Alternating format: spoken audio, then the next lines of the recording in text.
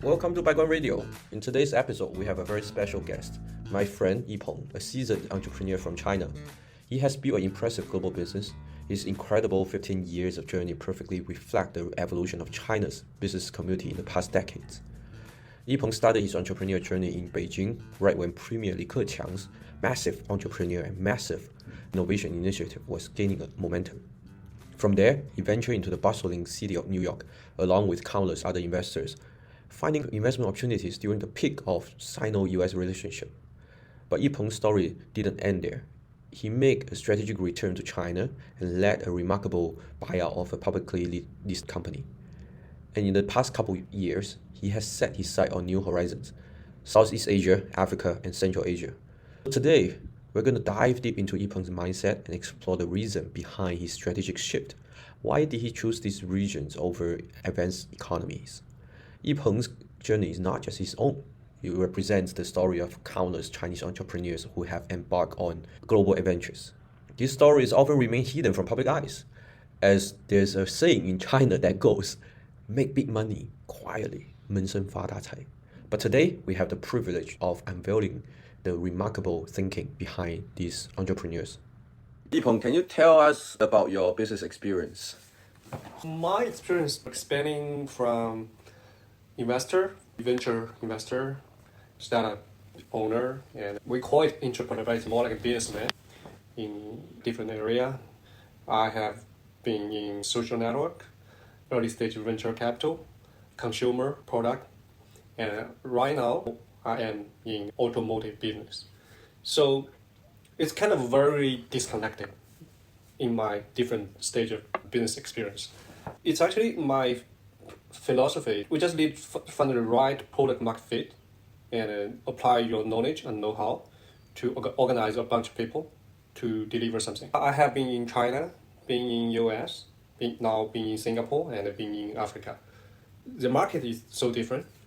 That actually gave me a very full span of understanding of different markets and different business sectors. I met you 10 years ago in New York. That's when you finished your first ventures. I think you timed it pretty perfectly, right? It's a chronicle of how China's business in general move. You're riding on, from my point of view, you're riding on the macro trend. First of all, there was this massive startup culture that was promoted by previous Premier Li Keqiang, Wang Zhongchuanye. That's where you got into the social media startups. And then there was wave of Chinese investor going to the States at the peak of Sino-US relationship to find investment opportunities. That's actually prior to CFIUS. After that, you came back to China. That's when the Chinese company becoming mature and some of the public company wanted to do something different. Right? Recently, because of various reasons, many of the Chinese company entrepreneurs are going overseas and seeking new opportunities across different countries. At that point, you started to base in Singapore. Let's jump to the recent years first, because I think that's where most of our readers care more about. Right? There's saying about Chinese going overseas reactively, but it could be a proactive initiative, maybe driven by new opportunities overseas, maybe driven by the Belt and Road initiatives. So, Southeast Asia. Can you share about what you're seeing on the Chinese entrepreneurs doing business there, especially the recent generation of Chinese entrepreneurs? So before answering this question, I do echo about your summarize about my experience. So in a real view, it's like I'm riding a macro train, but there are three major shifts of from China to US, from US to China, and then I go from China to Singapore. Among those three major shifts, I think only one is actually macro driven. I do some proactive analysis, I do some prediction, then I follow shooting. I go to US, go back from US to China. It's all personal driven. That's just like a coincidence or lucky. I fit in that kind of good old days of China-US relationship. It equipped me with the international background, international thinking of those stuff. But the last one, the South Asia, the last one is actually quite macro-driven. I decide I need to, given the current situation of the international micro environment, I want to put most of my attention in outside of China market. And luckily, I have a Singapore base before that. I've done some macro research and then you decide to move to Singapore. How have you been doing it? I remember you have moved there during COVID. During COVID, right? yes. So that's 2 to 3 years already. Yeah, Right. almost 1 year, 1 year, one and a half. You have successfully established a very robust entrepreneur network in Singapore and surrounding countries. And you have seen a lot because you also were a partner of leading investment funds. You got access to a lot of startups and companies. So can you share some of the insight you see there? If we focus on the Chinese entrepreneur in South Asia, it's a very comfortable first stop for those Chinese entrepreneurs because like South Asia is really like a backyard of China, backyard of ethnic Chinese. We have a bunch of already very successful Chinese entrepreneurs, even Chinese state-owned enterprises, Chinese other companies. They already have their footprints all over South Asia. So for the newest wave of Chinese entrepreneur going outside of China, South Asia can be a great scale of moving out of China. It's more like they move into a 0.5 outside of China. It's not a totally outside of China. They can still doing business with a very large and extensive Chinese-dominated business community. When I say Chinese, it's more like ethnically Chinese. They can rely on a Chinese-dominated sales channels, all those big tycoon. Their family are kind of like ethnic Chinese. They understand China. Yeah. They can speak Chinese. It's like doing something with a bunch of other Chinese groups. Right. This can be a very useful and efficient 0 to 1 strategy for those newest wave of Chinese entrepreneurs. So that's my observation. For example, in Singapore, I think I don't need to describe how Singapore is Chinese friendly. You can see it like it's kind of a Chinese city. Very easy to live, even for like Chinese only speaking communities. And it's very robust and very convenient, like any Chinese city. When you don't have a full understanding of how outside of China works, you go to South Asia. That's much easier. That's globalization. That's a stepstone for your real globalization. And other than this, the local market, their living condition, their economic stage, their culture, it's very similar to China for you to apply some of your Chinese know-how to local market. Whether it's Thailand, Vietnam, Indonesia, mainly Chinese business model can work. And even you are traveling, it's really like a time machine. You can see in Vietnam, it's really like a 15 years ago of China. In Indonesia, it's like 20 years ago of China. And many know-how you can just copy from China. That's an easier way to apply your Chinese business model and to get a sense of how to manage your multinational business. Basically, that's 2 takeaways. Yes. One is local Chinese can help you. The second is the local market is much similar to Chinese market, much more similar than even Japan, South Korea, then of course even more similar than Europe and the US market, let alone those like Latin America, Africa, Middle East market. Did you see a increase of Chinese entrepreneur going to Southeast Asia in recent 2 to 3 years? Of course, for sure. So you have explained how new Chinese entrepreneurs find their footings in Southeast Asia. We also know that once they settle down, they started to evolve into an ecosystem similar to PayPal Mafia. One of the typical cases was Oppo Vivo Group. The head of Indonesia for that group spun off to create JNT Logistics, which is in the pipeline for IPO. And then some of the members of JNT Logistics spun off to do something else. It's quite different from last generation of Chinese entrepreneurs who came to Southeast Asia and run things on their own. As for what you mentioned, specifically for those G2, or we call it Oppo Vivo gang, they reapply their know-how in Oppo Vivo What's the real know-how of OpenVivo is how do you manage a local franchise network? How do you manage lots of like distributors in the local market and in a different international market? How do you manage those extensive network of distributors, sales, and after service? When those entrepreneurs finish their kind of learning from OpenVivo and GNT, they start to do new business. It's still in that arena. You can see like many consumer products, startups. What they are doing is still trying to establish a quite massive distributor network. And it's because they have the management experience, they have trained labor force or management managers to manage like a very large franchise network across the whole country. That's a breakthrough of cross-country integrations in terms of logistics. Previously, Shopee have broken through on the front end, establish a network to target different countries. And there's Grab, there's Gojek to integrate across different countries. Now, the integration of underlying logistics being broken through by JNT. That's actually in line with what the ASEAN government is trying to do, which is the integration of the ASEAN countries. Concurrently, you also have business in Africa, in Nigeria. That's a much more interesting topic for me. Okay, so can you tell us more about that one, as well as the Chinese community in Nigeria and Africa? Although I'm living in South Asia, I'm more confident to talk about Africa than South Asia, because South Asia, like I don't have real business going on in South Asia other than living there. I think like and comparing to Africa, South Asia is much more crowded for Chinese already. We don't call it emerging market. It's kind of already mature in some sense. Yeah.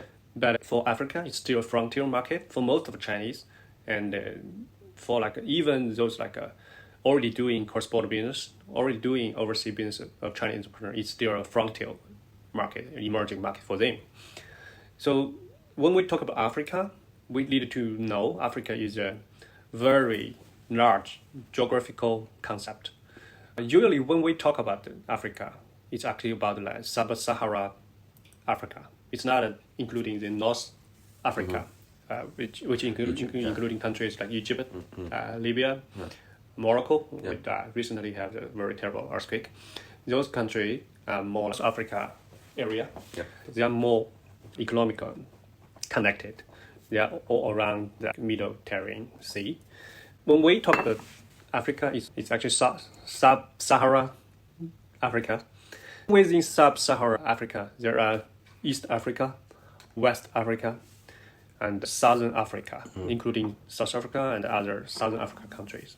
And there are Middle Africa, people talk less because it's less developed. My business is more on West Africa, and the largest country is Nigeria. At the same time, Nigeria is the largest African country in terms of population and in terms of economic size.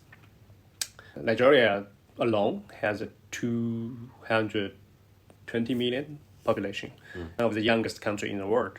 The median age is around 18 something. It's 10 years younger than Vietnam. The GDP per capita is around like 2,000 USD. It's at a middle 90s level of China. So if you are like a post-80s, you can still remember the childhood economic, social situation of China. You can kind of echo what it looks now. What's the difference is it's not a socialist country for sure.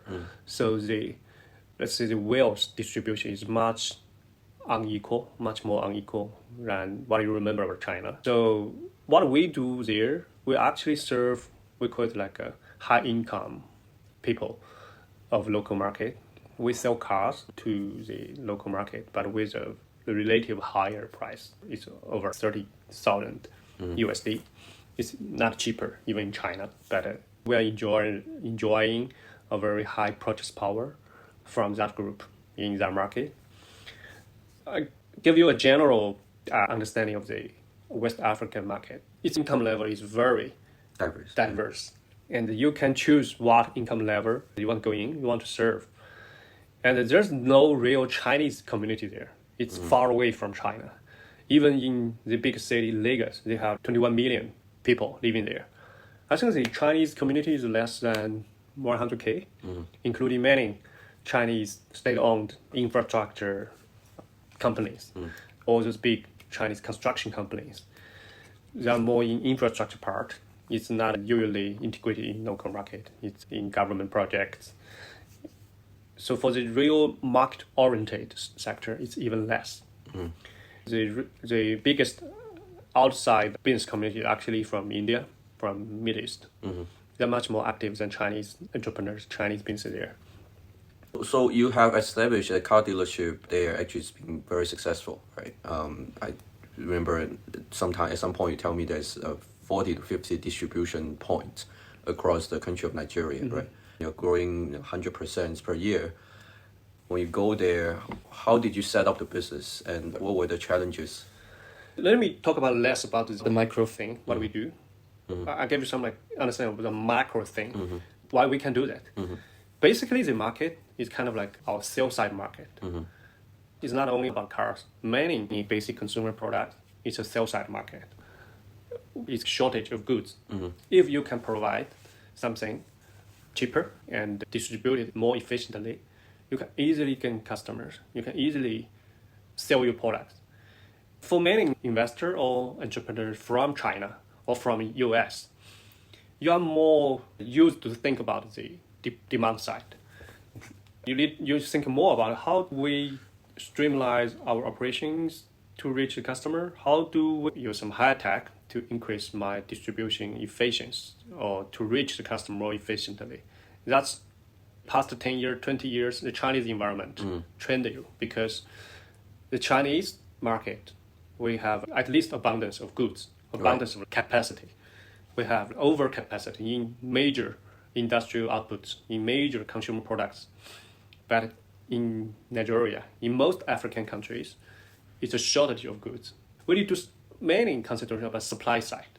How do we find something affordable enough to distribute it to the market or to organize local labor force to manufacture it locally? Our major attention right now is still within the supply side. So you ask me, how do we set up? Basically, you have the guts to go there. You have the basic know-how to sourcing what you want to sell in that market. You have the basic resource to deliver it to the local market. Then you can do it. So there's really no barrier for you to enter into the market.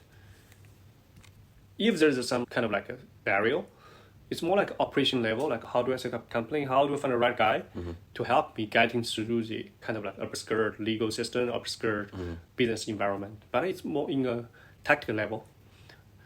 If you want to sell, like it's instant food, you go there, set up a company, trying to source it from China or even like India, you can do it.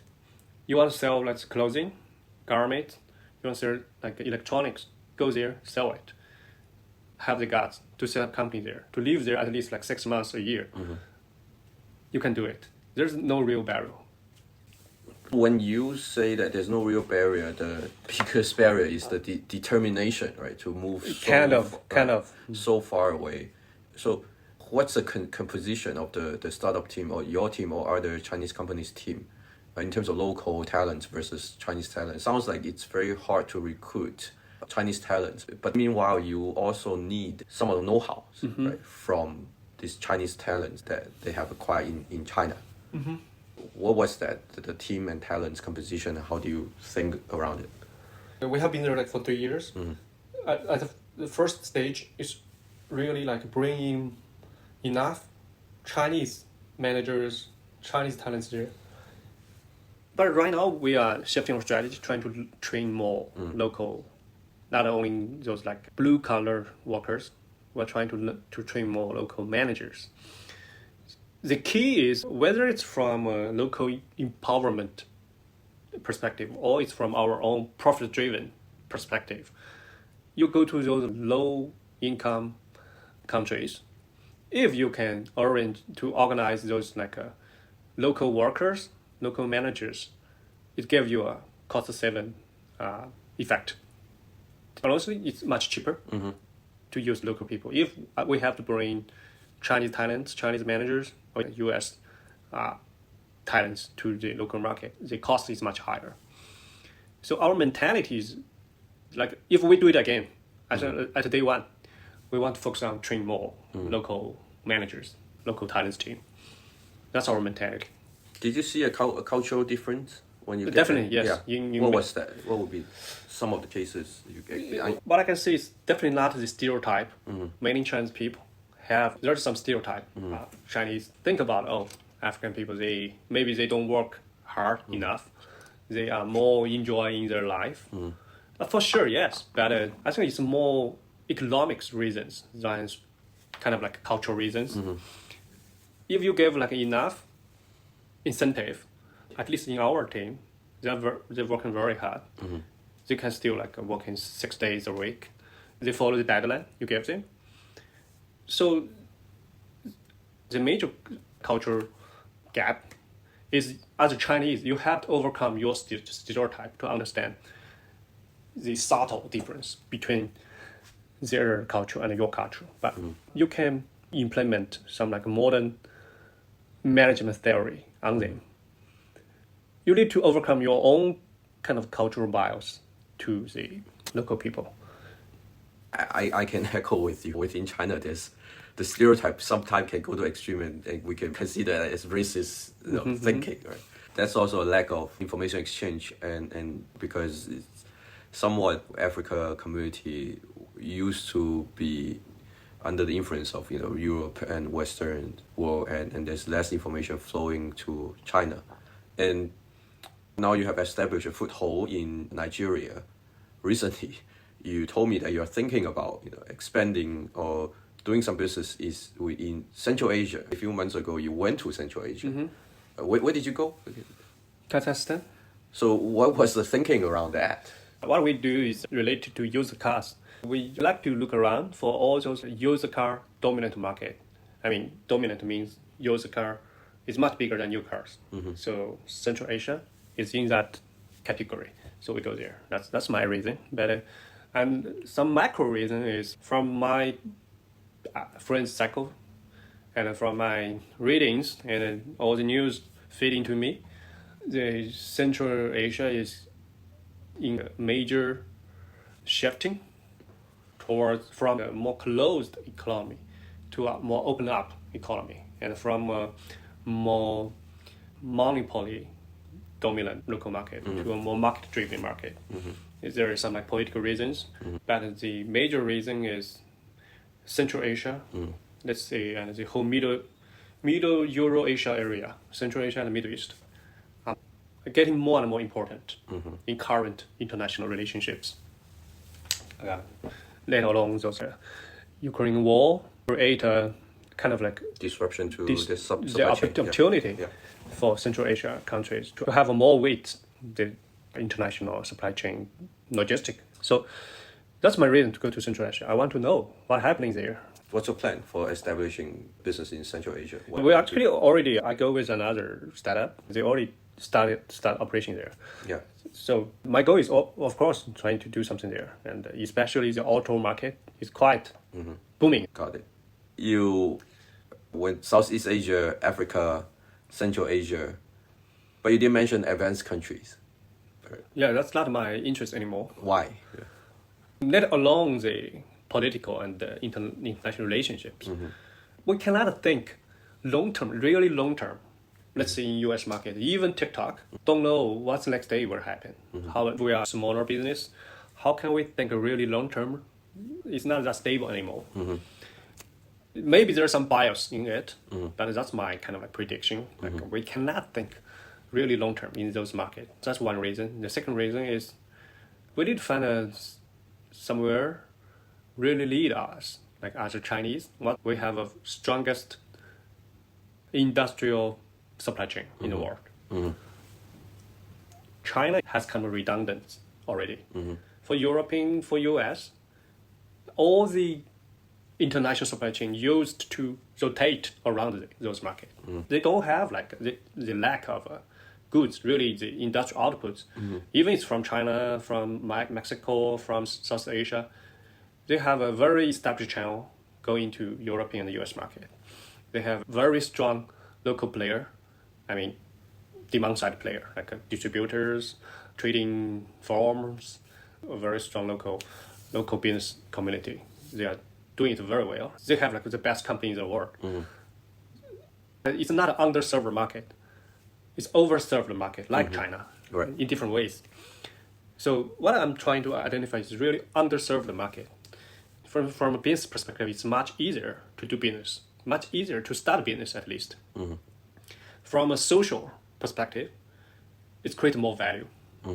Like you sell someone already have an iPhone, you try to promote a new like iPhone accessory, or try to give her or him another choice of iPhone. It creates some value. But if you're trying to sell someone never have a phone, you provide a phone for them, that's create much more value to their life. So basically, that's what I'm really interested in right now. That's the thinking of a Chinese entrepreneur. And the biggest takeaway is that you are now riding on the redundancy of supply in China domestically, and trying to find areas where core demand are not met and can be met by Chinese supplies, right? And you identify those regions. That's a bigger takeaway I have. Thank you, Yipeng, for sharing today. Good luck for your business. I'll talk to you soon.